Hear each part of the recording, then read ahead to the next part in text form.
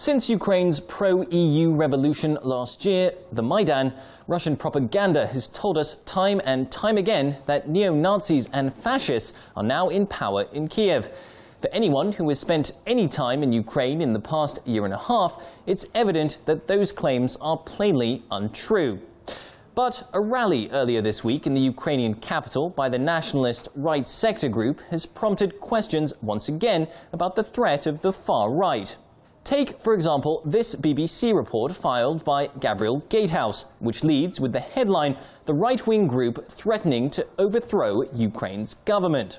The report itself contains the sort of balance you would expect from the BBC, but you could be forgiven for thinking that the headline is something you might see from a Russian state-backed news agency. But the fact that such a headline is being carried by the BBC suggests that the threat from the far right is very real.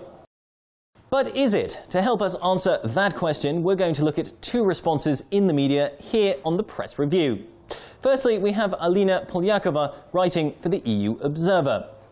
She says Ukraine's government has a problem on its hands. A far-right group has tapped into growing frustration among Ukrainians over the declining economy and tepid support from the West. Orlando Crowcroft from the International Business Times echoes those thoughts, though expresses them slightly differently. He tells us, when thousands of Ukrainian nationalists gathered in Kyiv earlier this week to call for the impeachment of the country's president, it marked a new low for relations between the government and the militias with which it has formed an uneasy alliance since the war began. The war that Crowcroft is referring to there is, of course, the war in East Ukraine, where Ukrainian troops have been fighting Russian-backed militants since March 2014. It is that war which has propelled the nationalist right sector group into the spotlight.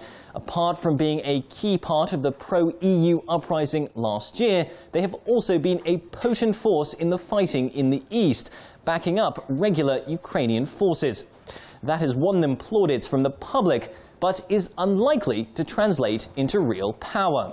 Turning back to Polyakova in the EU Observer, she argues groups like the right sector, which claim to have Ukraine's national interests at heart, are simply taking advantage of public frustration to ratchet up support for their misguided agenda. Despite its revolutionary rhetoric and anti-government stance, right sector is unlikely to succeed.